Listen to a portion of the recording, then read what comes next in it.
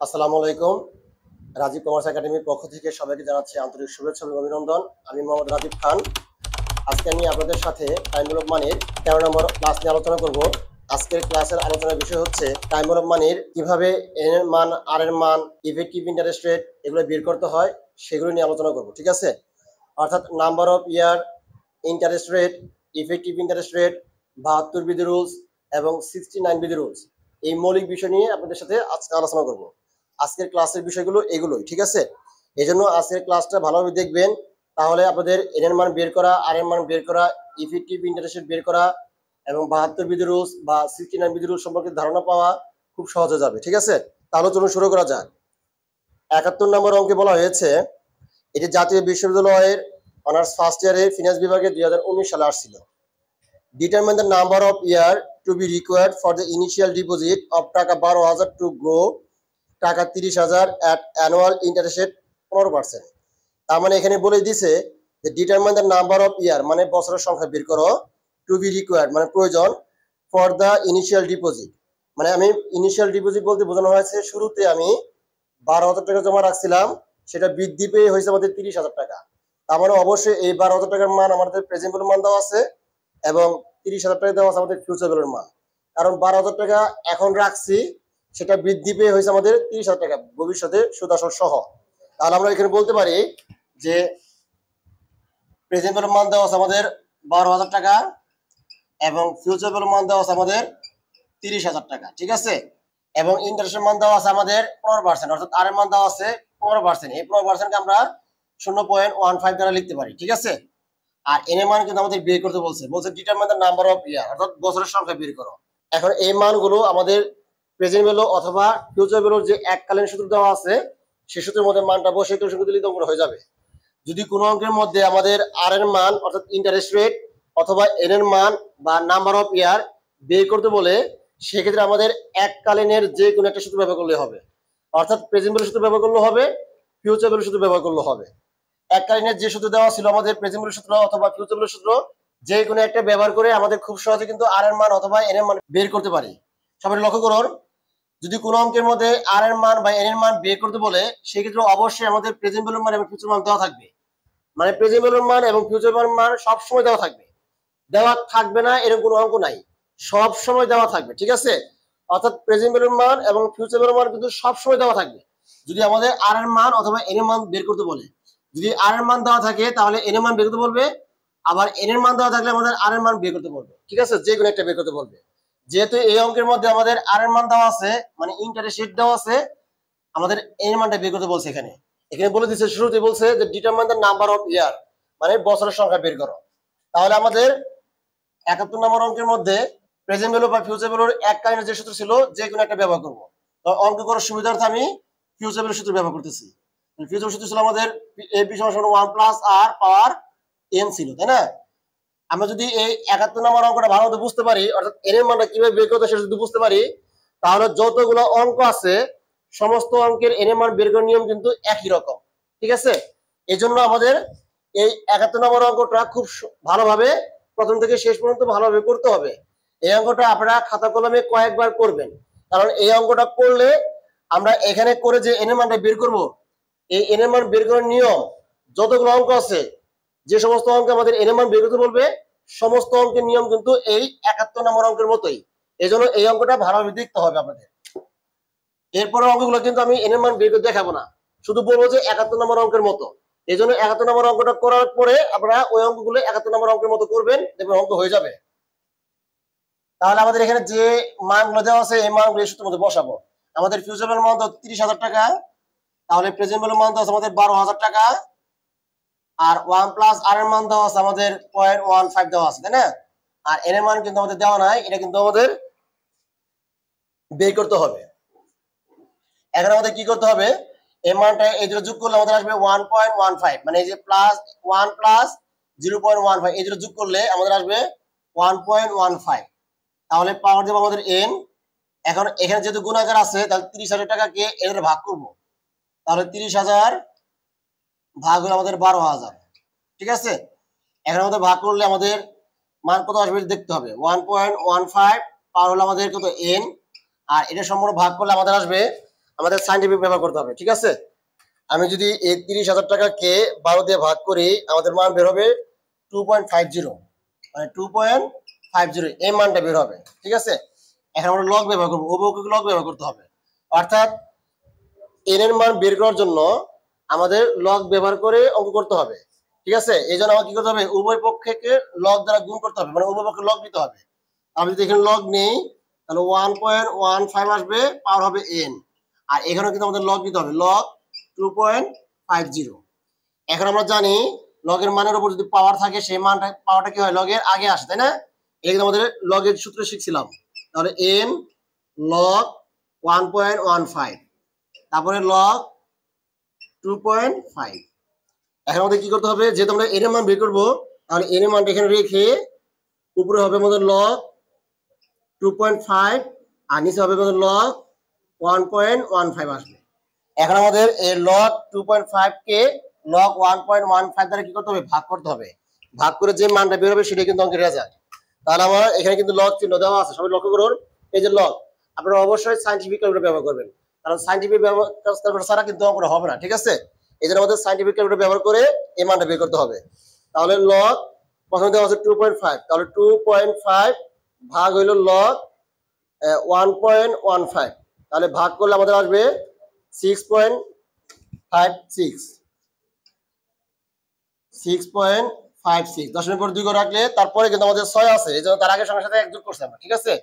অর্থাৎ আমাদের n এর মান কিন্তু 6 বছর, 6.5 বছর বের হয়েছে। তাহলে আমরা বলতে পারি সো দ্য নাম্বার অফ ইয়ার 6.56, এটা কিন্তু আমাদের অঙ্কের রেজাল্ট। অর্থাৎ ব্যাংক যদি আমাকে 15% ইন্টারেস্ট দেয়, তাহলে এই 12,000 টাকা ব্যাংকে জমা রাখলে 6.5 বছর পরে, অর্থাৎ 6.56 এত বছর পরে সুদ আসল সহ আমাদের এই 30,000 টাকা হবে। আশা করি আপনারা সবাই এই মানটা বুঝতে পেরেছেন, এতে কিভাবে বের করা হয়েছে। প্রত্যেকটা অঙ্ক একই রকম, এই জন্য আপনারা সবাই এই 71 নম্বর অঙ্কটা এখানে কিভাবে করা হয়েছে সেটা একটু মনোযোগ সহকারে দেখবেন এবং এই অঙ্কটা কয়েকবার প্র্যাকটিস করবেন, কয়েকবার প্র্যাকটিস করতে হবে। এই যে আমরা এন এর মান বের করলাম, অর্থাৎ এখানে প্রেজেন্ট ভ্যালু মান দেওয়া আছে, ফিউচার ভ্যালু মান দেওয়া আছে, আর এর মান দেওয়া আছে, এন এর মান বের করতে বলছে। এই জন্য এন এর মানটা যেভাবে সেভাবে থাকবে, আমাদের এখানে ক্যালকুলেশন করে আমাদের এন এর মানটা বের করতে হবে।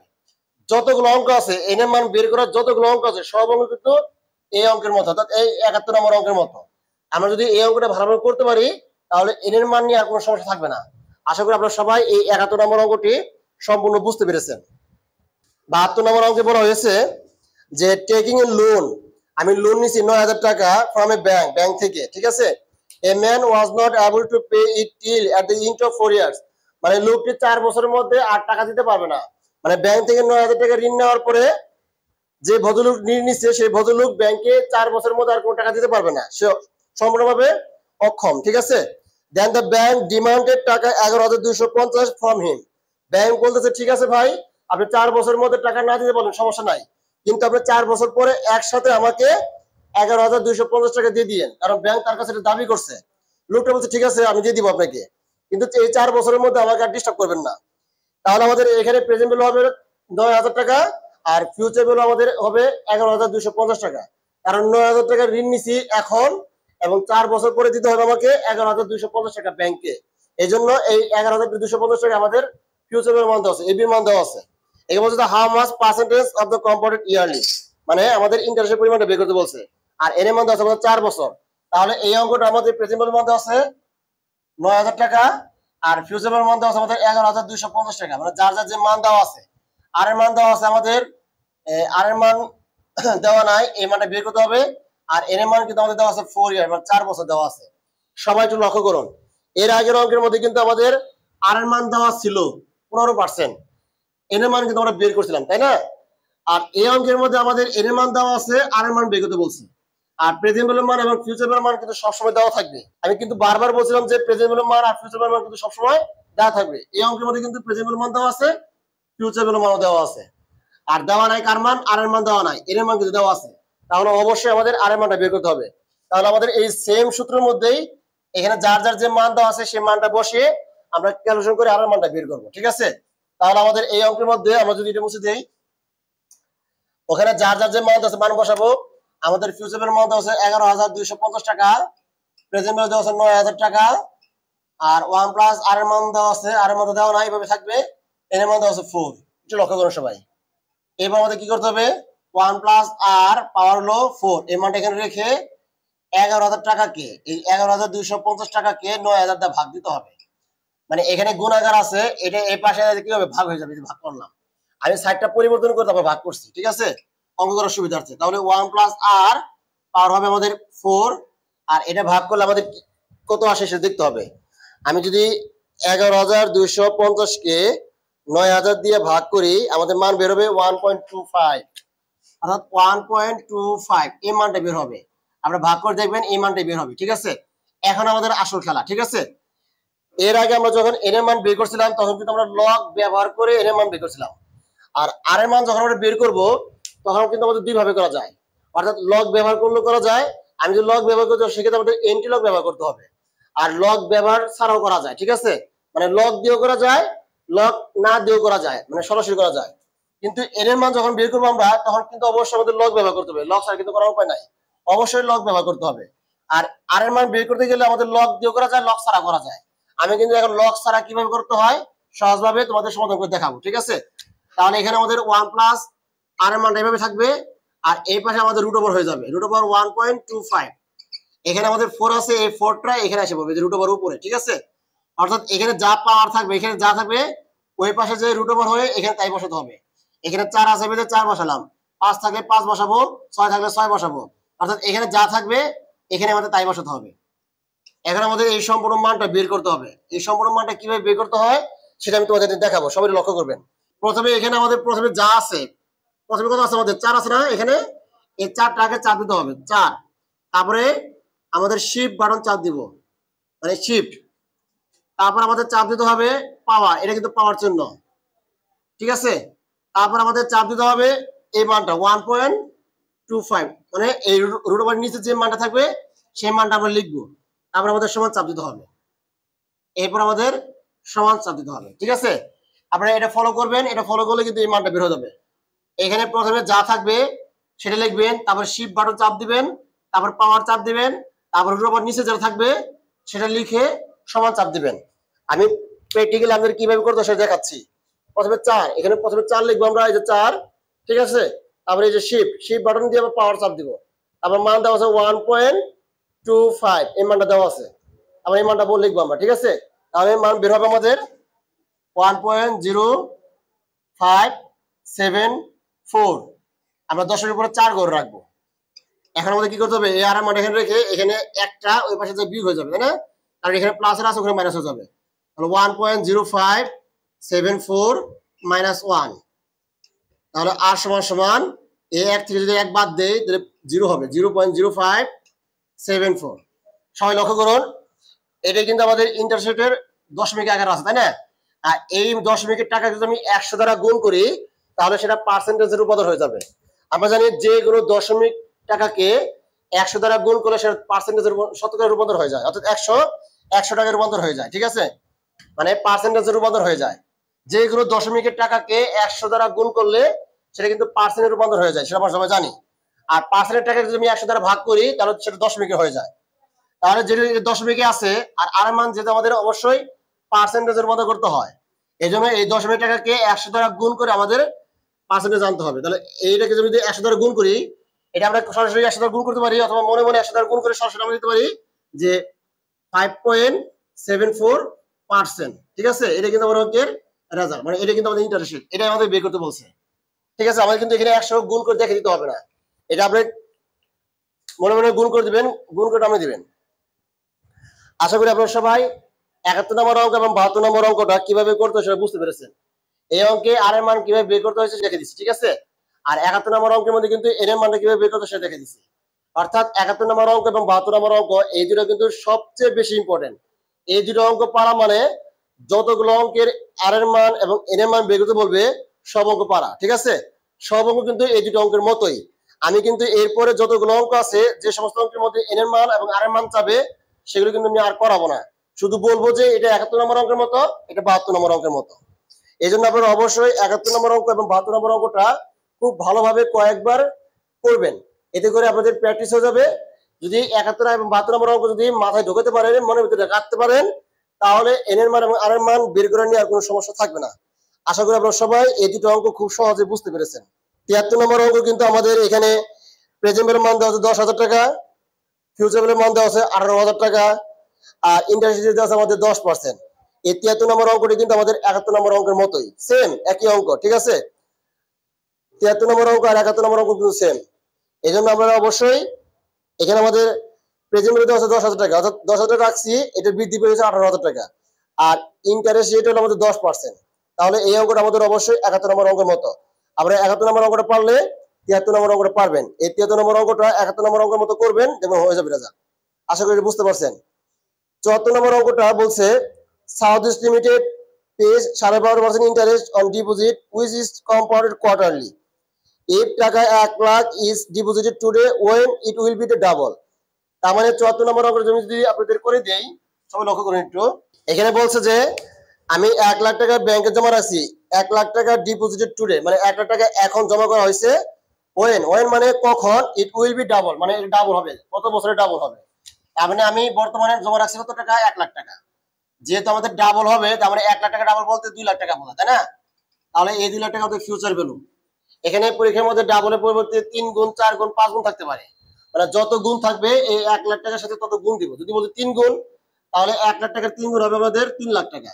যদি বলতো 4 গুণ, তাহলে 1 লাখ টাকার 4 গুণ হবে আমাদের 4 লাখ টাকা। যদি বলতো 5 গুণ, তাহলে 1 লাখ টাকার 5 গুণ হবে আমাদের 5 লাখ টাকা।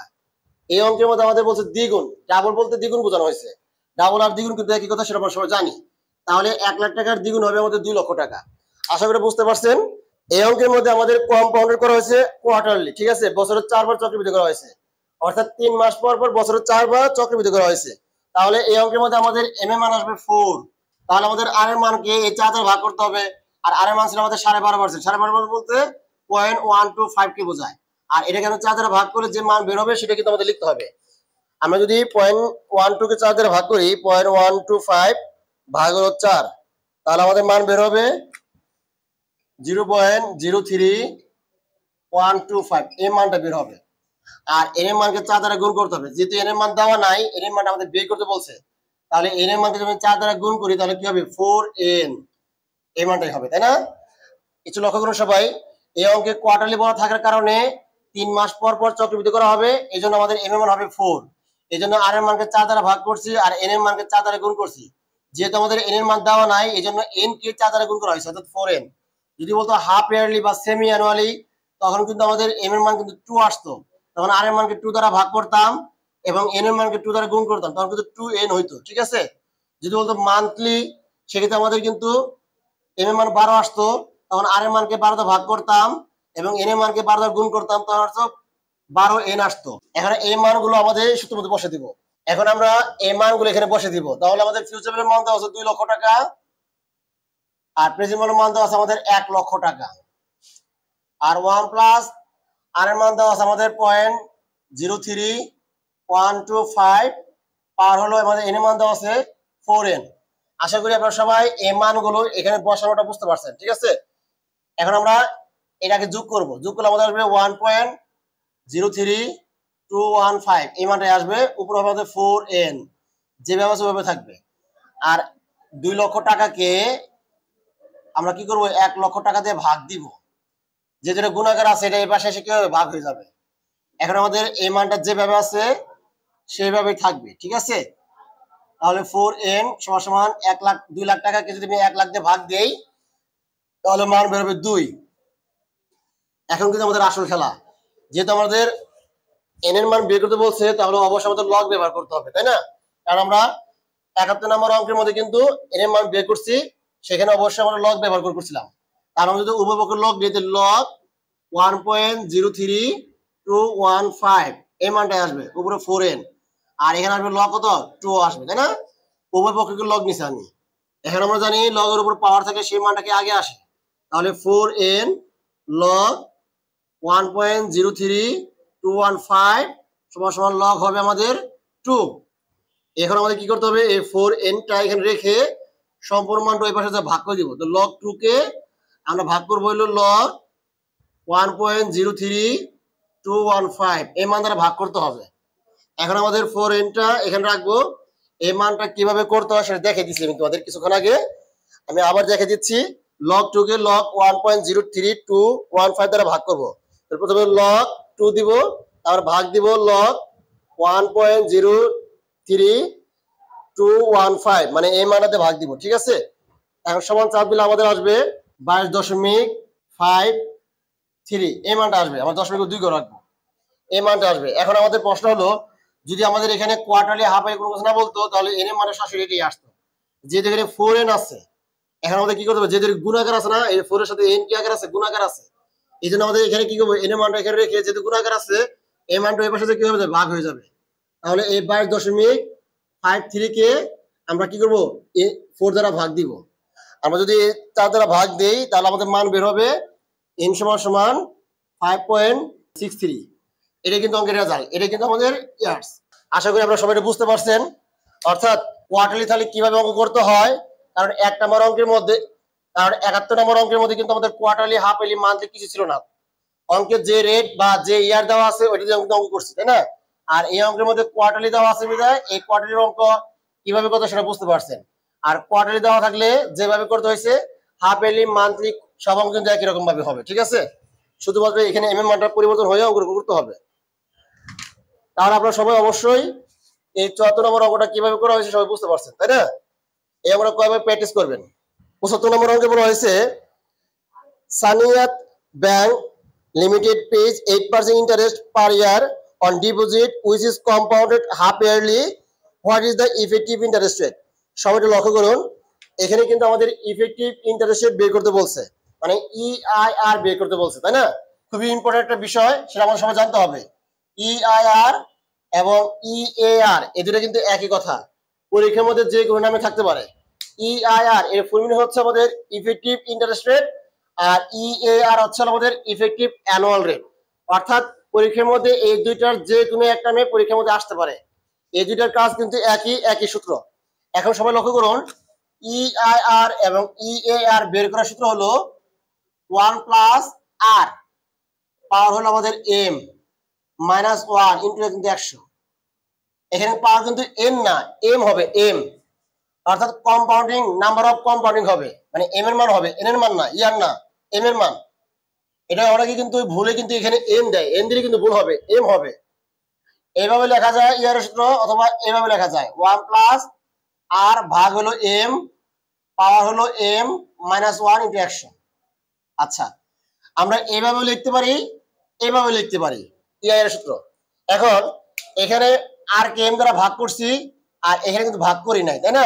আচ্ছা, আমরা যদি এখানে ভাগ দেখে দেই, মানে আর কে m দ্বারা ভাগ যদি এখানে দেখে দেই, তাহলে আমাদের এই সূত্র ব্যবহার করতে হবে না, সরাসরি ব্যবহার করলে হবে, কারণ ভাগ তো আমরা ওখানে দেখে দিচ্ছি, তাই না? ওই ভাগ করার নিয়ে অঙ্ক করলেই হবে। আর যদি আমি এখানে ভাগ না দেখে দেই, তখন আমরা এখানে ভাগ দেখে দিব, তাই না? অর্থাৎ এই ভাগের কাছে কিন্তু আমি এখানে দেখে দিচ্ছিলাম, তাই না? এখানে দেখে দেওয়ার কারণে আমরা এই সূত্র ব্যবহার করছি। আর এখানে যদি ভাগ দেখে না দেই, মানে আর কে m দ্বারা ভাগ যদি দেখে না দেই, তখন কিন্তু আমরা সরাসরি এখানে এই সূত্র ব্যবহার করে অঙ্ক করলেও হবে, মানে দুইভাবে করা যায়। ঠিক আছে, এখন EIR বা EAR বের করার জন্য আমাদের দুইটা জিনিস দরকার হয়। একটা হলো ইন্টারেস্ট রেট, আর একটা হলো নাম্বার অফ কম্পাউন্ডিং, অর্থাৎ m এর মান। ইন্টারেস্ট রেট আর m এর মান থাকলে কিন্তু EIR বের করতে পারবো, আর বাকি সব আমাদের দরকার নাই। অর্থাৎ টাকার অ্যামাউন্ট, বছরের সংখ্যা, অর্থাৎ কত টাকা জমা রাখছে, কত বছরের জন্য জমা রাখছে, সেটা আমার কিন্তু দরকার নাই। শুধুমাত্র আর এর মান এবং নাম্বার অফ কম্পাউন্ডিং অর্থাৎ m এর মান, এই দুটো মান পেলেই কিন্তু আমরা EIR মান বের করতে পারবো। অন্যথায় কিন্তু এই দুটো মান ছাড়া EIR বের করতে পারবো না। আর বাকি সবগুলো আমার দরকার নাই। ঠিক আছে, শুধু আর এর মান দরকার আর m এর মান দরকার, এই দুটো মান থাকলে আমাদের EIR বের করা খুব সহজ। আর বাকি একটাও জিনিসও লাগবে না, আমাদের টাকাও লাগবে না, বছর সংখ্যা লাগবে না, এগুলো থাকলেও বা এগুলো আসবে না অঙ্কের মধ্যে, শুধু আর এর মান আসবে আর m এর মান আসবে। তাহলে আমাদের এই অঙ্কের মধ্যে, অর্থাৎ 75 নম্বর অঙ্কের মধ্যে, এটা কিন্তু 75 নম্বর অঙ্ক, 75 নম্বর অঙ্কের মধ্যে আমাদের আর এর মান ছিল 8%, আর এখানে কম্পাউন্ড করা হয়েছে হাফ ইয়ারলি, বছরে দুইবার, 6 মাস পর বছরে দুইবার। তাহলে আমাদের m এর মান হবে, m এর মান হবে 2, আর আর এর মান হবে আমাদের 8%, 8% বলতে 0.08, আর এটাকে যদি আমি 2 দ্বারা ভাগ করি, তাহলে আসবে আমাদের 0.04। এটা যেহেতু আমি এখানে ভাগ দেখে দিছি, তাই না? অর্থাৎ আর এর মানকে m দ্বারা ভাগ করছি, আমি এই যে m এর মান 2, আর এর মানকে m দ্বারা ভাগ করছি, ভাগ করে আমাদের 0.04 আসছে, তাই না? এই জন্য আমাদের ওই নিচের সূত্রটা, অর্থাৎ r ভাগ m, এটা লেখা দরকার নাই। যেহেতু আমি এখানে ভাগ দেখে দিছি, তাহলে সরাসরি আমাদের এই সূত্র ব্যবহার করলে অঙ্কটা হয়ে যাবে। এখন আমাদের 1 প্লাস আর এর মান ছিল 0.04 আর এম এর মান হবে আমাদের 2 হবে, কারণ হাফ এলি বলা আছে এখানে, -1 × 100। এই সম্পূর্ণ ক্যালকুলেশন কিভাবে করতে হয় সেটা আমরা জানি, ঠিক আছে। প্রথমে আমাদের এর যোগ করব, এর যোগ করলে আমাদের আসবে 1.04, আর পাওয়ার দিব হলো 2, সেখান থেকে 1 বিয়োগ করব, তারপর আমাদের গুণ করতে হবে 100। এই 100 দ্বারা গুণ করার অর্থ হলো আমাদের রেজাল্টের মানটা পার্সেন্টে রূপান্তর করা। তাহলে আমাদের মান আসবে 8.16%, এই মানটা আসবে, ঠিক আছে। আশা করি আপনারা সবাই বুঝতে পারছেন। এটা কয়েকবার প্র্যাকটিস করবেন তাহলে বুঝতে পারবেন। এখন প্রশ্ন হলো, যদি এই অঙ্কের মধ্যে হাফ ইয়ারলি না বলে যদি বলতো কোয়ার্টারলি, তখন কিন্তু আমাদের এম এর মান 4 আসতো, তাই না? তখন আর এর মানকে 4 দ্বারা ভাগ করতাম, ভাগ করে এখানে যে মানটা বের হতো সেই মানটা এখানে বসাইতাম, আর এখানে 4 বসাইতাম, যেহেতু এম এর মান আমাদের 4। মশিয়া ক্যালকুলেশন করলে আমাদের কিন্তু কোয়ার্টারলি রেজাল্ট বের হয়ে যেত। যদি বলতো মান্থলি, এম এর মান হতো 12, তখন আর এর মানকে 12 দিয়ে ভাগ করতাম, ভাগ করে এই মানগুলো এখানে বসিয়ে এম এর মান 12 বসাতাম, বসে ক্যালকুলেশন করলে আমাদের কিন্তু মান্থলি কম্পাউন্ডেড অর্থাৎ ইফেক্টিভ ইন্টারেস্টটা বের হয়ে যেত। আশা করি আপনারা সবাই বুঝতে পারছেন, ঠিক আছে। শুধু এম এর মানটা দরকার আর আর এর মানটা দরকার। এম এর মান এবং আর এর মান পেলেই কিন্তু আমরা ইয়ারে বের করতে পারবো। আর বাকি সবগুলো বাদ, অর্থাৎ কত টাকা জমা রাখলাম আর কত বছর জমা রাখলাম সেটা আমার দেখার বিষয় না। শুধুমাত্র আর এর মান এবং এম এর মান এই দুটো থাকলেই হয়। সেক্ষেত্রে আমাদের ইআই এর মানটা খুব সহজে বের করতে পারবো। আর পরীক্ষার মধ্যে কিন্তু আমাদের ইআইআর বা ইএআর এই দুইটার যে কোনো একটা লিখবেন। ইআইআর লিখলেও হবে, ইএআর লিখলেও হবে, ঠিক আছে। তবে প্রশ্নের মধ্যে যেটা বলবে সেটা লিখতে হবে। প্রশ্নটি কিন্তু আমাদের এই অঙ্কের মধ্যে ইআইআর বলছে, মানে ইফেক্টিভ ইন্টারেস্ট রেট বলছে। এই জন্য আমাদের ইআইআর লিখে সূত্রটা বসিয়ে তারপর অঙ্কটা করবেন। ইএআর লেখার প্রয়োজন নাই, পরীক্ষার মধ্যে যে কোনো একটা লিখবেন, দুইটা লেখার প্রয়োজন নাই, ঠিক আছে। আশা করি আপনারা সবাই এই 75 নম্বর অঙ্কটি সম্পূর্ণ বুঝতে পেরেছেন ইআইআর কিভাবে বের করতে হয়। একটা বের করতে পারলে বাকি সবগুলো পারবেন। 76 নম্বর অঙ্কে বলছে, 76 নম্বরটা খুবই সহজ। এখানে শক্তি লিমিটেড 10 লাখ টাকা ঋণ আনছে এবং 3 বছর পরে ব্যাংকে 16 লক্ষ টাকা দিবে। মানে 3 বছরের জন্য ঋণ আনছে এবং 3 বছর পরে ব্যাংকে আবার 16 লক্ষ টাকা দিতে হবে, ঠিক আছে। তাহলে 10 লাখ টাকা হলো আমার প্রেজেন্ট ভ্যালুর মান এবং 16 লক্ষ টাকা হলো আমাদের ফিউচার ভ্যালুর মান। আর এন এর মান দেওয়া আছে আমাদের 3 বছর, তাই না? তাহলে আমরা যদি 76 নম্বর অঙ্কে আসি, তাহলে আমাদের প্রেজেন্ট ভ্যালুর মান দেওয়া আছে, প্রেজেন্ট ভ্যালু দেওয়া আছে 10 লক্ষ টাকা এবং ফিউচার ভ্যালুর মান দেওয়া আছে আমাদের 16 লক্ষ টাকা। আর এন এর মান দেওয়া আছে আমাদের 3 বছর, 3 ইয়ার্স। আর আর এর মান কিন্তু আমাদের বের করতে বলছে, ঠিক আছে। লাস্ট আমাদের বলছে যে what is the implicit compounding interest rate, মানে আমাদের ইন্টারেস্ট রেটটা বের করতে বলছে। যেহেতু আমরা এখানে আর এর মান বের করতে বলছে, এন এর মান দেওয়া আছে, প্রেজেন্ট ভ্যালুর মান দেওয়া আছে, ফিউচার ভ্যালুর মান দেওয়া আছে, আর আর এর মান বের করা মানে আমাদের কোন নম্বর অঙ্কের মতো? তাহলে অবশ্যই 72 নম্বর অঙ্কের মতো, তাই না? 72 নম্বর অঙ্কের মতো আমরা যেভাবে করছিলাম সেইভাবে কিন্তু আমাদের এই অঙ্কটা করতে হবে, সমাধানটা করতে হবে। 72 নম্বর অঙ্কে কিন্তু আমরা করছিলাম যে ফিউচার ভ্যালু সূত্র ব্যবহার করছিলাম, প্রেজেন্ট ভ্যালু কিন্তু 1 প্লাস আর পাওয়ার হবে আমাদের এন এর মান, তাই না? এখন এই সূত্র লেখার পরে এই মানগুলো এই সূত্রের মধ্যে বসিয়ে ক্যালকুলেশন করে দিলে কিন্তু অঙ্কটা খুব সহজে হয়ে যাবে। অর্থাৎ 72 নম্বর অঙ্কটা বুঝতে পারলে আপনারা এই অঙ্কটা বুঝতে পারবেন, ঠিক আছে। এই জন্য 72 নম্বর অঙ্কটা আবার দেখতে হবে, আবার করতে হবে, করার পরে এই অঙ্কটা প্র্যাকটিস করবেন, তারপর অঙ্কটা রেজাল্ট হয়ে যাবে। আশা করি এটা বুঝতে পারছেন, খুবই সহজ। 77 নম্বর অঙ্কে বলছে in what time A sum of money of টাকা 5000 উইল বি ডাবল, মানে কত সময়ে 5000 টাকা দ্বিগুণ হবে যদি ইন্টারেস্ট 5% হয়। এই অঙ্কটা খুবই সহজ, সেম এই অঙ্কটাই এটার মতোই, কারণ এখানে আমাদের কি বের করতে বলছে? কত সময়, মানে এন এর মান বের করতে বলছে, তাই না? আর আর এর মান দেওয়া আছে আমাদের 5%, আর বর্তমান টাকা দেওয়া আছে আমাদের 5000 টাকা। অর্থাৎ ব্যাংকে আমি 5000 টাকা জমা রাখবো, কত সময় অর্থাৎ কত বছর পরে এই 5000 টাকা দ্বিগুণ হবে, মানে ডাবল হবে।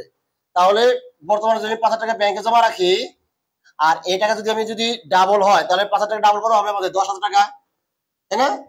মানে 5000 টাকার দ্বিগুণ 10000 টাকা হবে। আর এর মান দেওয়া আছে আমাদের, এর মান দেওয়া না, এর মান বের করতে বলছে। আর আর এর মান দেওয়া আছে আমাদের 5%, 5% মানে 0.05, ঠিক আছে।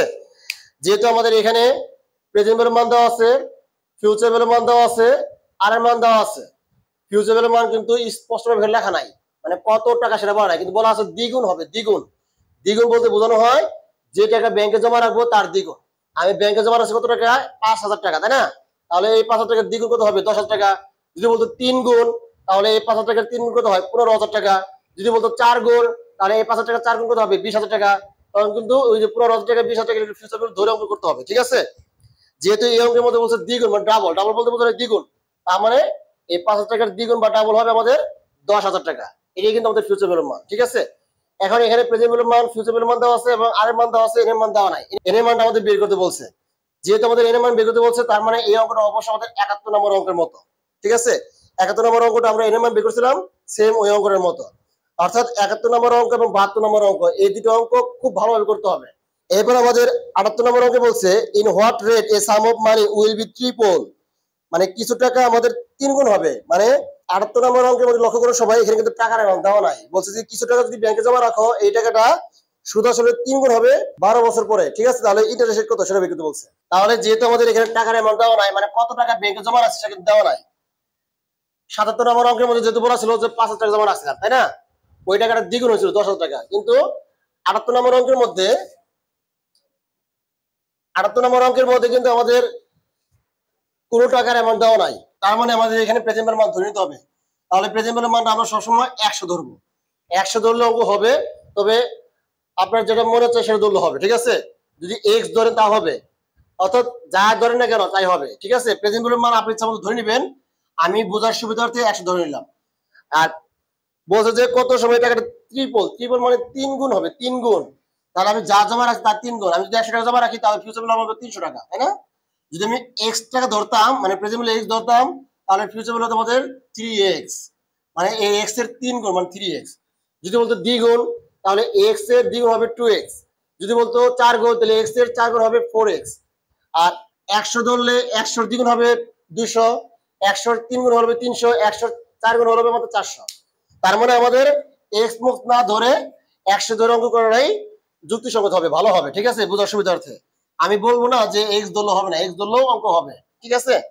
তবে 100 ধরে অঙ্ক করলে সুবিধা হয়। তাহলে এই অঙ্কে বলছে যে 3 গুণ হবে, এই জন্য 100 টাকার 3 গুণ আমাদের 300 টাকা, এটা ফিউচার ভ্যালুর মান। এর মান দেওয়া আছে আমাদের 12 বছর, আর আর মান কিন্তু আমাদের বের করতে বলছে। তাহলে এই অঙ্কটা কত নম্বর অঙ্কের মতো সবাই লক্ষ্য করুন। যেহেতু আমাদের এর মান দেওয়া আছে, আর মান বের করতে বলছে, তাহলে অবশ্যই এটা 72 নম্বর অঙ্কের মতো, তাই না?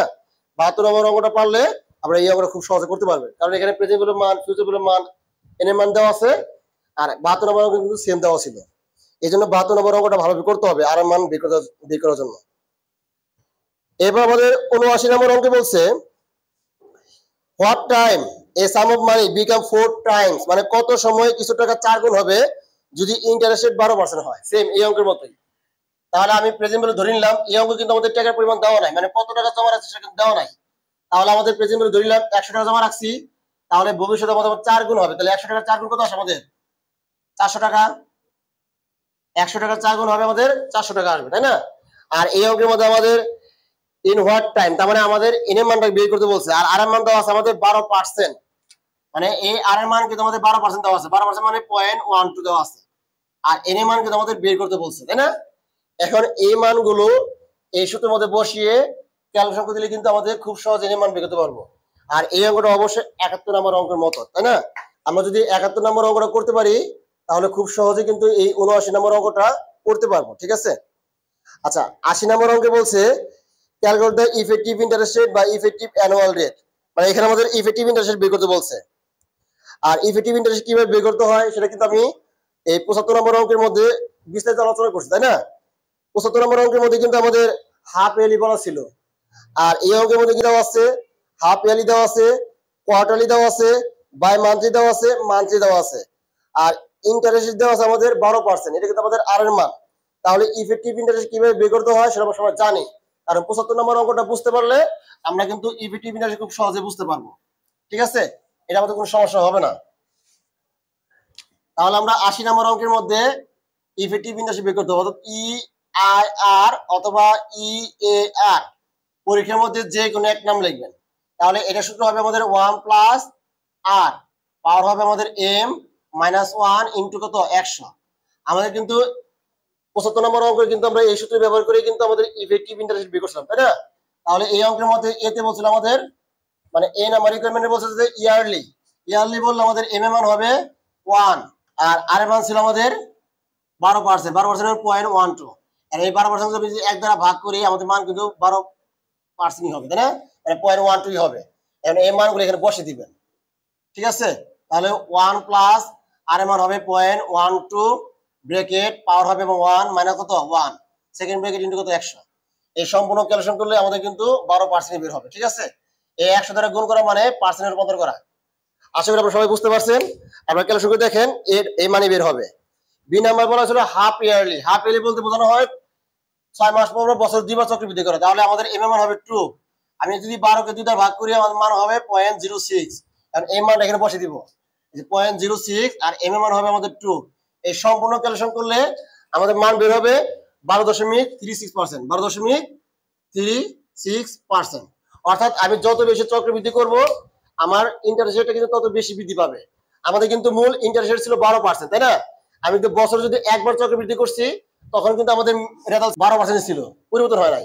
অর্থাৎ বছর যদি একবার চক্রবৃদ্ধি করা হয় তাহলে অঙ্কের যে ইন্টারেস্ট রেট দেওয়া থাকবে সেটা কিন্তু পরিবর্তন হবে না, যেটা থাকবে সেটাই হবে যদি বছরে একবার চক্রবৃদ্ধি করা হয়। অর্থাৎ এম এর মান যখন 1 হবে, আর যখন বছর 2 বার চক্রবৃদ্ধি করা হবে অর্থাৎ 6 মাস পর বছর 2 বার, তখন কিন্তু আমাদের এম এর মান 2 হবে।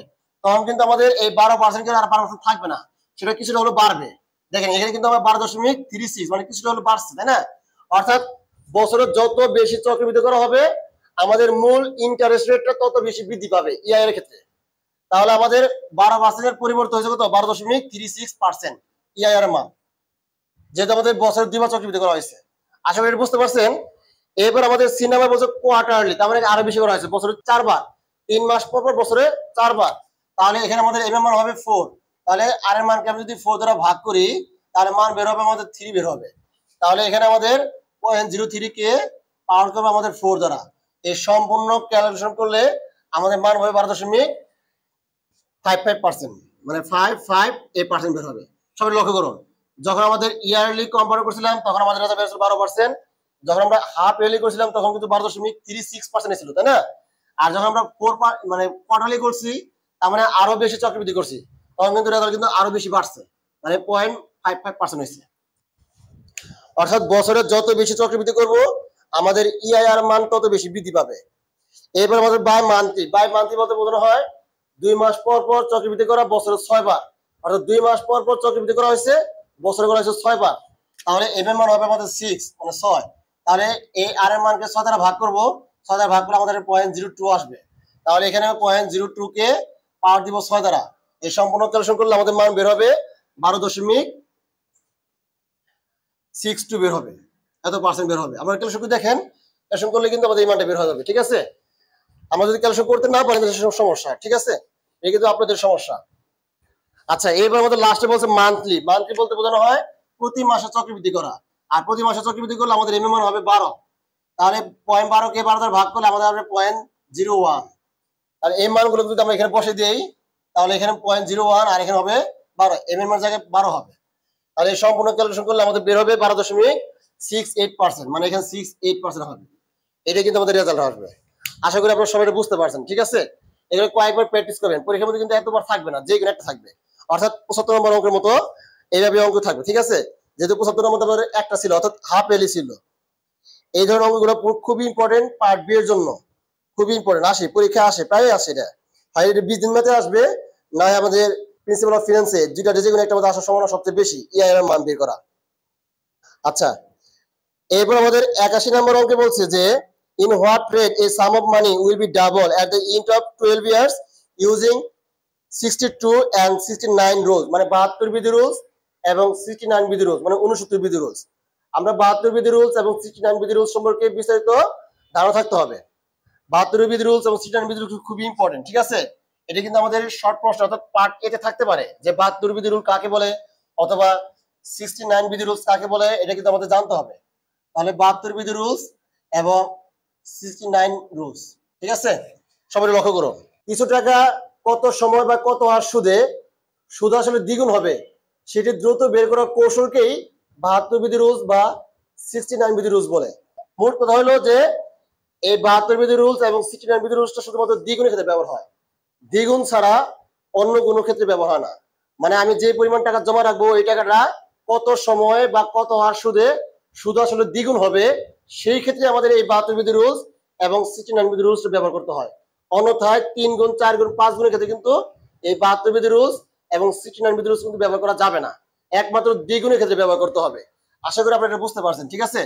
আমি যদি এখন 72 বিধি রুল ব্যবহার করি, তাহলে 72 বিধি রুলস অনুযায়ী আমাদের সূত্র হবে কোনটা, আর 69 বিধি রুলস অনুযায়ী সূত্র হবে কোনটা, সেটা আমাদের লক্ষ্য করতে হবে। যদি আমরা আর এর মান বের করি, তাহলে 72 কে আমরা n দ্বারা ভাগ করব, আর যদি n এর মান বের করি, তাহলে 72 কে আমরা r দ্বারা ভাগ করব। খুব সিম্পল, ঠিক আছে। আর এখানে 69 বিধি ক্ষেত্রে যদি আমরা r এর মান বের করি, তাহলে 69 কে আমরা n দ্বারা ভাগ করব, তার সাথে আমাদের 0.35 যোগ করতে হবে, মানে এই কাজটা বাড়তি করতে হবে 69 রুলস এর ক্ষেত্রে। আর 72 বিধির ক্ষেত্রে আমরা কিন্তু কোনো কিছু যোগ বিয়োগ করতে হবে না। আর 69 বিধির ক্ষেত্রে আমাদের কিন্তু এই মানটা যোগ করতে হবে, আর এই মানটা কিন্তু সূত্রের মান, এই মানটা আমাদের মুখস্থ রাখতে হবে, ঠিক আছে। আর যখন আমরা n এর মান বের করব, তখন কিন্তু আমাদের 69 কে 8 দ্বারা ভাগ করব, তার সাথে আমাদের 0.35 যোগ করতে হবে। সবাই লক্ষ্য করুন, এখানে r এর মানটা কিন্তু আমাদের পূর্ণ সংখ্যায় হবে। আমরা টাইমগুলোর মানের মধ্যে এর আগে যতগুলো অঙ্ক করছি, ফিউচার ভ্যালু এবং প্রেজেন্ট ভ্যালু অঙ্কের ক্ষেত্রে কিন্তু r এর মানকে দশমিকে রূপান্তর করে অঙ্ক করছিলাম, তাই না? কিন্তু এই অঙ্কের মধ্যে কিন্তু r এর মানকে দশমিকে রূপান্তর করা যাবে না, অর্থাৎ 72 বিধি রুলস এবং 69 বিধি রুলসের ক্ষেত্রে r এর মানকে দশমিকে রূপান্তর করা যাবে না। 7% 7 দিয়ে ভাগ করতে হবে, নরমাল 7 দিয়ে ভাগ করতে হবে।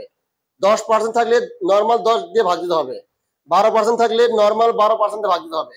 0.12 দিয়ে ভাগ করলে হবে না, 0.07 দিয়ে ভাগ করলে হবে না, 0.10 দ্বারা ভাগ করলে হবে না। অঙ্কের যে পার্সেন্ট থাকবে সেই পার্সেন্ট দিয়ে ভাগ করতে হবে। 7% থাকলে 7 দিয়ে ভাগ, 8% থাকলে 8 দিয়ে ভাগ, 10% থাকলে 10 দিয়ে ভাগ, 12% থাকলে 12 দিয়ে ভাগ, অর্থাৎ অঙ্কে যা থাকবে সেটা দিয়ে ভাগ দিতে হবে। এটা হলো 72 বিধি রুলস এবং 69 বিধি রুলসের ক্ষেত্রে, ঠিক আছে। অন্য ক্ষেত্রে না, অন্য ক্ষেত্রে অবশ্যই আমাদের দশমিক রূপান্তর করতে হবে। আশা করি আপনারা সবাই বুঝতে পারছেন। এটা কিন্তু খুবই ইম্পর্টেন্ট এবং এটা কিন্তু আমাদের মনে রাখতে হবে। কয়েকবার করলে, প্র্যাকটিস করলে কিন্তু মনে হবে, ঠিক আছে। খাতা মধ্যে কয়েকবার লিখতে হবে। সিম্পল জিনিস, যখন আমরা r এর মান বের করবো, তাহলে 72 কে n দ্বারা ভাগ, আর যখন n এর মান বের করবো, তখন 72 কে 8 দ্বারা ভাগ। আর এখানেও যখন আমরা r এর মান বের করবো, তখন 69 কে n দ্বারা ভাগ দিব, তার সাথে 0.35 যোগ করব। আর যখন আমরা n এর মান বের করবো, তখন 69 কে 8 দ্বারা ভাগ দিব, তখন কিন্তু আমাদের r এর মান দেওয়া থাকবে, তার সাথে আমরা এই 35টা কি করব, যোগ করব, ঠিক আছে। আশা করি এটা বুঝতে পারছেন। তাহলে এই অঙ্কের মধ্যে আমাদের কি বের করতে বলছে এটা লক্ষ্য করুন। 81 নম্বর অঙ্কে বলছে ইন হোয়াট রেট, মানে কত হার সুদে a sum of money will be double, মানে ডাবল হবে। তাহলে এই ক্ষেত্রে আমরা অবশ্যই 72 বিধি রুলস অথবা 69 বিধি রুলস ব্যবহার করতে পারি, যেহেতু এখানে বলে দিচ্ছে যে ইউজিং 72 বিধি রুলস এবং 69 বিধি রুলস। যদি অঙ্কে বলে দেয় স্পষ্টভাবে, তখন কিন্তু আমরা এই 72 বিধি রুল এবং 69 বিধি রুল ব্যবহার করব। আর যদি অঙ্কে বলে না দেয়, সেক্ষেত্রে আমাদের প্রেজেন্ট ভ্যালু এবং ফিউচার ভ্যালু মান ধরে অঙ্ক করতে হবে সূত্রের মাধ্যমে, ঠিক আছে। আর এর মান দেওয়া আছে আমাদের 12 বছর। যদি আমরা 72 বিধি রুলস ব্যবহার করি, যে ইউজিং 72 বিধি রুলস, তাহলে আমাদের যেহেতু এখানে আর এর মান বের করতে বলছে, এর মান দেওয়া আছে, তাই না, 12 বছর, আর আর এর মান কিন্তু আমাদের বের করতে বলছে, তাহলে আর সমান সমান, তাহলে এই 72 কে এর মান দ্বারা ভাগ, এন দেওয়া আছে আমাদের 12 বছর, তাহলে 72 কে 12 দিয়ে ভাগ করলে আমাদের 6 আসবে, 6 12 72, তাহলে এটাই কিন্তু আমাদের রেজাল্ট পার্সেন্ট। যেহেতু আর এর মান বের করতে বলছে, এই জন্য আমাদের কি হবে, পার্সেন্ট বের করতে হবে, ঠিক আছে। ইউজিং 69 রুলস, মানে 69 রুলস ব্যবহার করে, তাহলে আমাদের আর এর মান বের করতে বলছে, তাহলে আর সমান সমান হবে উপরে 72 হবে, নিচে কত হবে, সরি উপরে হবে আমাদের 69 আর নিচে হবে আমাদের n এর মান, তাই না। আর তার সাথে আমাদের 0.35 যোগ করতে হবে, এটা সবাই জানি। তাহলে এই 69 কে যদি আমি n এর মান ছিল আমাদের 12, তার সাথে 0.35 যদি যোগ করি, তাহলে মান বের হবে আমাদের, প্রথমে এটা ভাগ করব, ভাগ করলে আমাদের মান বের হবে 69 কে যদি আমি 12 দিয়ে ভাগ করি, আমাদের বের হবে 5.75, 5.75 বের হবে। তার সাথে আমাদের 0.35 কিন্তু হবে যোগ করতে হবে, 0.35 কিন্তু আমাদের সূত্রের, এটা 69 বিধির কাছে প্রচুর জনক্ষেত্রে না। 0.35 যোগ করব, যোগ করলে আমাদের আসবে 6.10, এত পার্সেন্ট। 6.1 যে কথা আর 6.10 একই কথা। আপনার ভাগ করলে কিন্তু 6.1 বের হবে, ঠিক আছে। তার সাথে 0 দিয়ে দিবেন, এই জন্য আমাদের দেখতে সুন্দর দেখা যায়। তাহলে আমরা যেহেতু আর এর মান বের করছি, তাহলে এটা পার্সেন্টেজ রূপান্তর করতে হবে, ঠিক আছে। আশা করি আপনারা সবাই এই 72 বিধি রুলস অনুসারে কিভাবে আর এর মান বের করা হয়েছে আর 69 বিধি রুলস ব্যবহার করে কিভাবে আর এর মান বের করা হয়েছে সেটা বুঝতে পারছেন, ঠিক আছে। এটা কিন্তু আমাদের 81 নম্বর অঙ্ক। আশা করি সবাই বুঝতে পারছেন, খুব সহজ, কঠিন কিছু না, ঠিক আছে। আচ্ছা, এরপর আমাদের 82 নম্বর অঙ্কে কি বলছে লক্ষ্য করুন সবাই।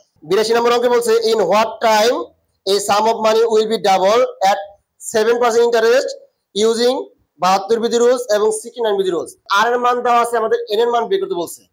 আর এই অঙ্কের মধ্যে কিন্তু 81 নম্বর অঙ্কের মধ্যে কিন্তু আমাদের এন এর মান দেওয়া ছিল, আর এর মান বের করতে বলছে, তাই না? 82 নম্বর অঙ্কে আমাদের আর এর মান দেওয়া আছে, এন এর মান বের করতে বলছে। তাহলে আমাদের এখানে এন এর মানটা বের করব।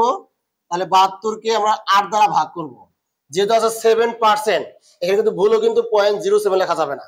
7% সরাসরি 7 দিয়ে ভাগ দিতে হবে। তাহলে এই 72 কে আমরা যদি 7 দ্বারা ভাগ করি, কত মান আসে সব লক্ষ্য করি একটু। তাহলে 72 ভাগ হলো 7, তাহলে মান আসবে 10.29। এটা কিন্তু এত ইয়ার্স, যেহেতু আমাদের আর এর মান বের করতে বলছে, এই জন্য আমাদের এখানে ইয়ার লিখতে হবে, এত সময় লাগবে। এটা কিন্তু 72 বিধি রুলস অনুসারে, ঠিক আছে? এবার 69 বিধি রুলস অনুসারে কি হয়, তাহলে শুধু আমরা কি লিখবো, আমরা এর মান লিখবো, তাই না? এর মান বের করতে বলছে, তাহলে 8 দ্বারা ভাগ করতে হবে এখানে, তার সাথে 0.35 যোগ করবো।